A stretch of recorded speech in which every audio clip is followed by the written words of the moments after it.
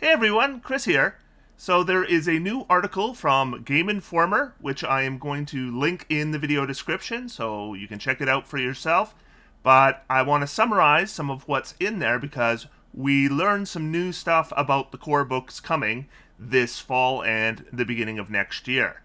So there are a few things in the article I wanted to highlight. So this article is written by Matt Miller, and he says, before visiting Wizards of the Coast, I incorrectly surmised that plans for a game revision might be mostly surface level or about repackaging existing content. After a day of looking over the books, talking to the artists and designers, and learning about the content planned for each new core book, it's clear that the books are far more than new window dressing. After playing D&D for nearly 40 years, these new books represent the version of the game I strongly suspect I'll want to play at my table.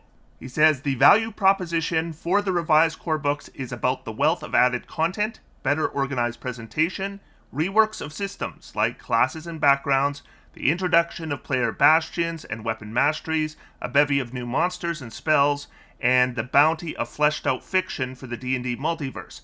It's also the art-forward and visually stunning approach that brings the new books to life. Each of the three books, Player's Handbook, Dungeon Master's Guide, and Monster Manual, number 384 pages, and the amount of included art to ignite one's imagination is impressive.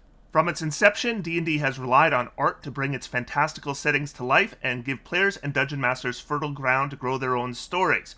There is a sumptuousness to the new books that is really thrilling, because people are going to simply just get to see aspects of D&D that they've never seen before, Crawford says.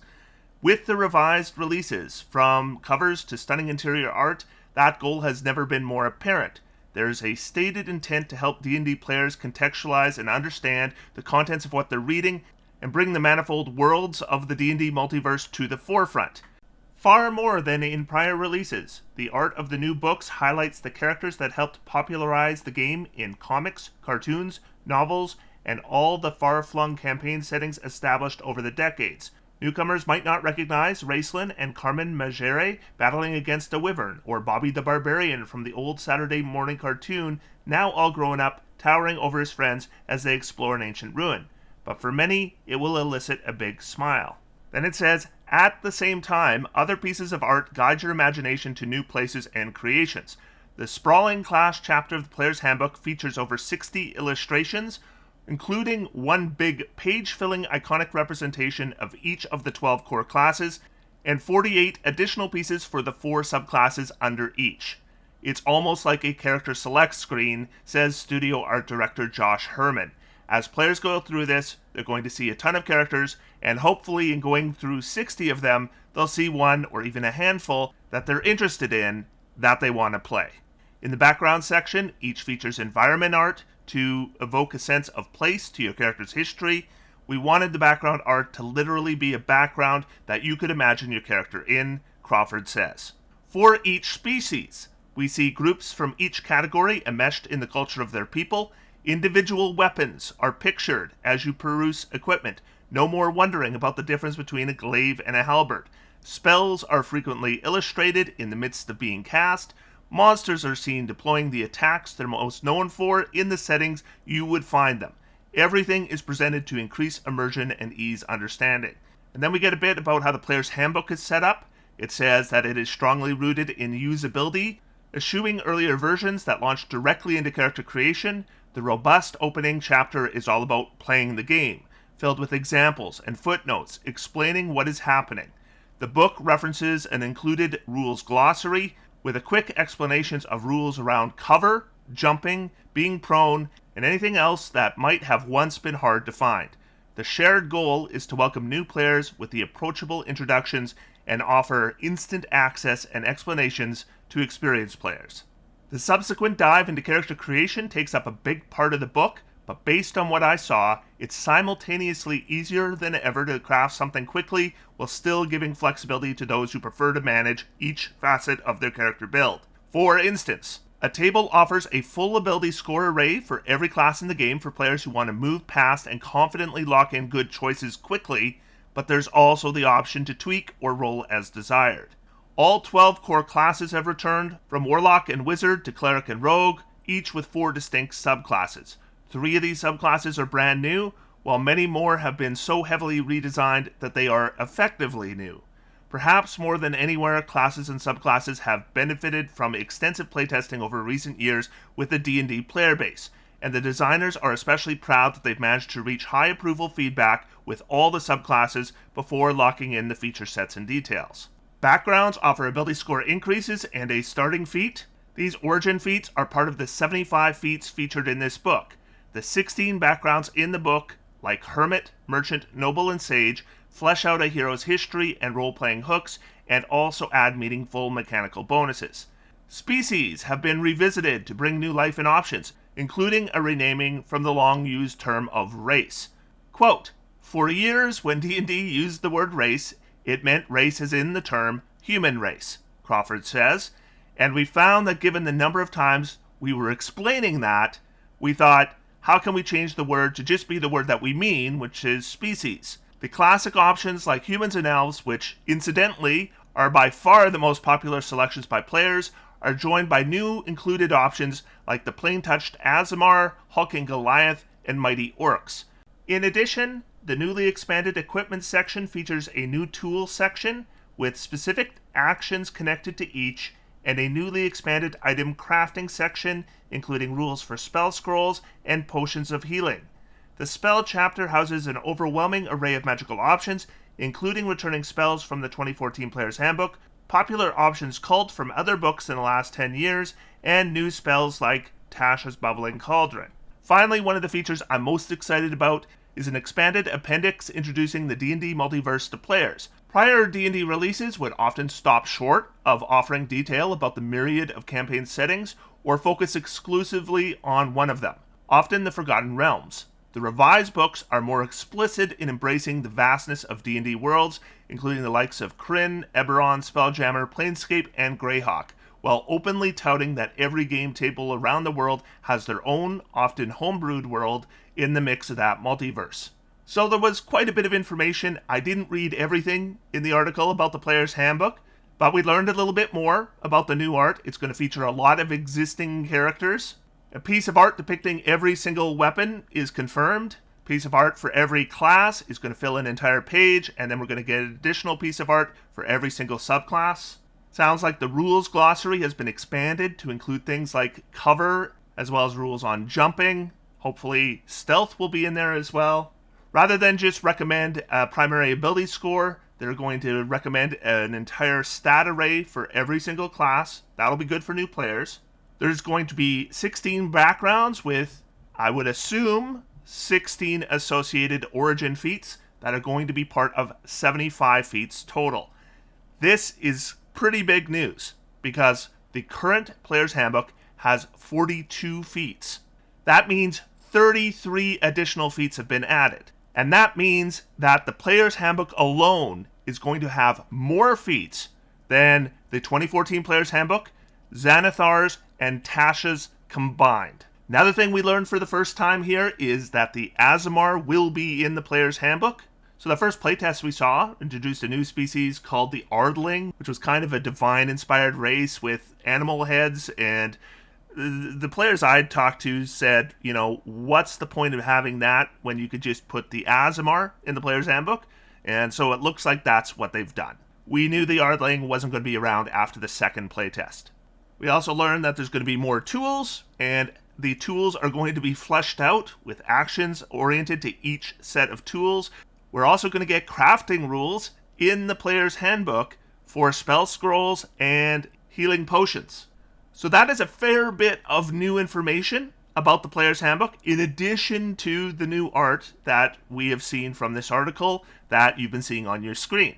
Now let's move on to the new information about the Dungeon Master's Guide. Quote, "We always talked about wanting the Dungeon Master's Guide to show, not tell," Perkins says. "So it's not enough to simply tell you how to make an adventure. We're going to show you some adventures written in a way that the Dungeon Master will want to emulate for their own campaign. Sample adventures are roughly half a page and presented as springboards for DMs to flesh out alongside specific advice for efficient session prep.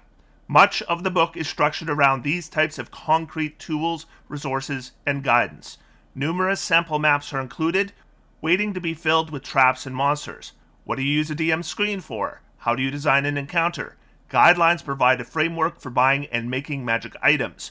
The book is a toolbox for ideas.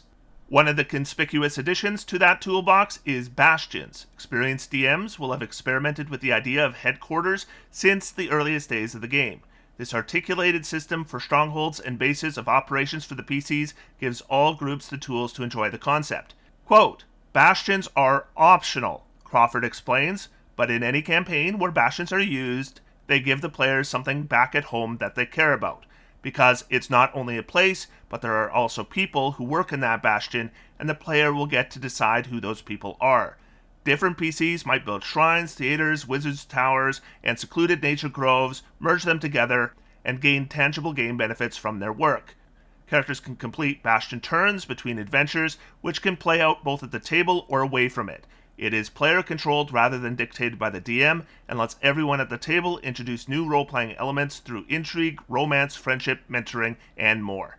Furthering the focus on the D&D multiverse, the Dungeon Master's Guide includes a full lore glossary, helping to shed light on the many names and places peppered into the game over decades and spread out across entirely separate universes.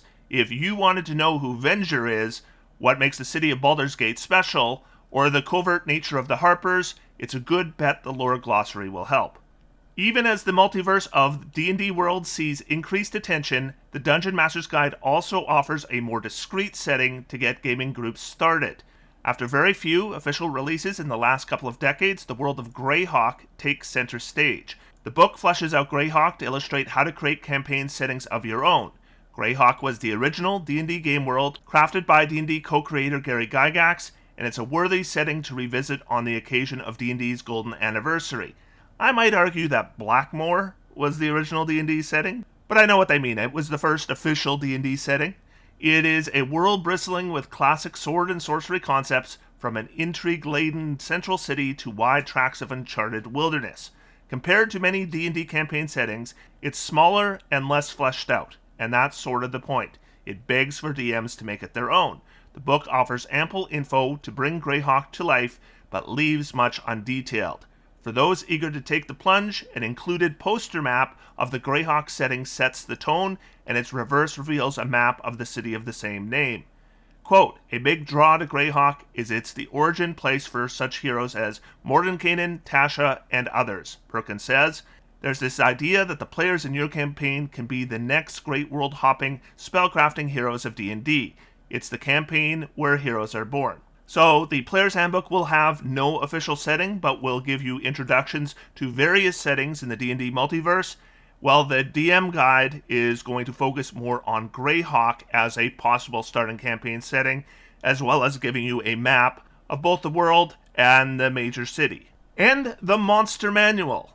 The Monster Manual is the biggest that Wizards of the Coast has ever produced, featuring over 500 monsters. 75 of them are brand new to the game. For comparison, the current Monster Manual, I believe, has about 300 creatures, so we're talking about an additional 200 creatures over that.